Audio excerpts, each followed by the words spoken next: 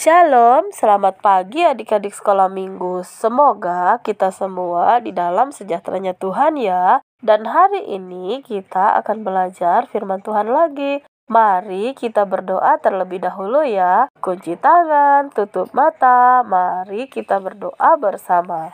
Tuhan Yesus, terima kasih untuk perlindungan-Mu yang selalu kami rasakan sampai hari ini. Terima kasih Tuhan untuk kesehatan, kekuatan, dan semua yang boleh kami alami. Tuhan Yesus, kami mau mendengarkan firman-Mu. Berfirmanlah Tuhan, kami sudah siap untuk mendengarkannya. Haleluya. Amin. Adik-adik, hari ini kakak mau bercerita tentang dua orang bersaudara. Mereka terlahir kembar. Ayo, siapa yang sudah tahu mereka? Iya adik-adik, Esau dan Yakub. Kita bisa membaca kisahnya di dalam kitab Kejadian pasal yang ke-25 ayat 19 sampai ayat yang ke-34. Silahkan adik-adik baca di rumah ya.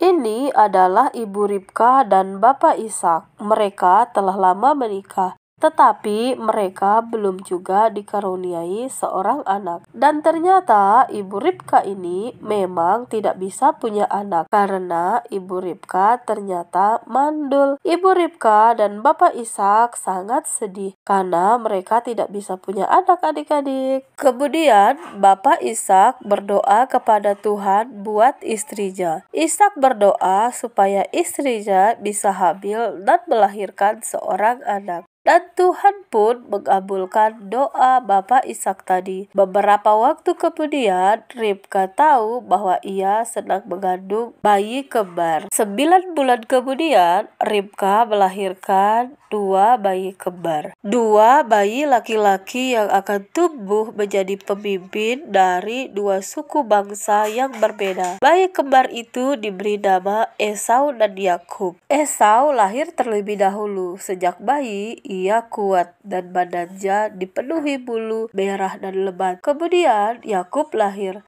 Saat lahir, ia memegang tumit Esau. Kulit Yakub sangat licin dan halus. Esau dan Yakub bertambah besar dan menjadi dewasa. Esau menjadi pemburu yang hebat. Ia suka berpetualangan.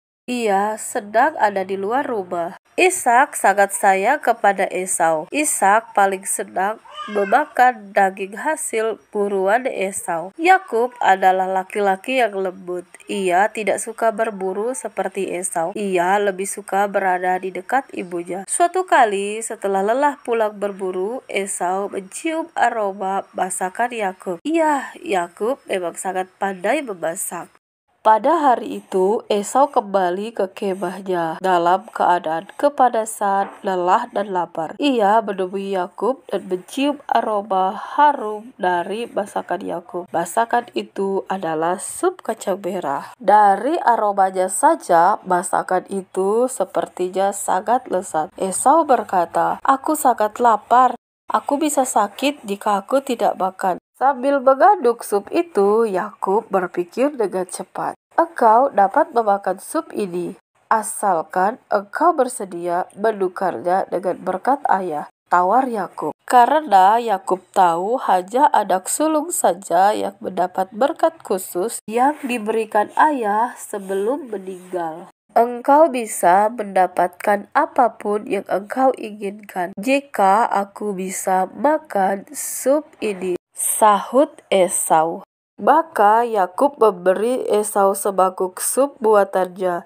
Esau memakannya dengan lahap. Ia tidak peduli kalau ia telah memberikan berkat istimewanya. Dan berkat itu sangatlah berharga. Dan begitulah adik-adik bagaimana Esau menganggap enteng hak kesulungannya. Dan begitulah cara Yakub mendapat berkat sebagai anak sulung karena semangkuk sup kacang merah. Jadi adik-adik, mari kita belajar dari kisah Esau dan Yakub ini. Pertama, Esau sangat ceroboh. Ketika ia lelah dan lapar, ternyata membuatnya tidak bisa berpikir panjang. Hak kesulungannya yang begitu berharga dan istimewa, ia jual seharga semangkuk sup saja. Padahal yang ia akan terima dari Tuhan jauh lebih besar daripada itu. Yang kedua, Esau meremehkan status sebagai kesulungan.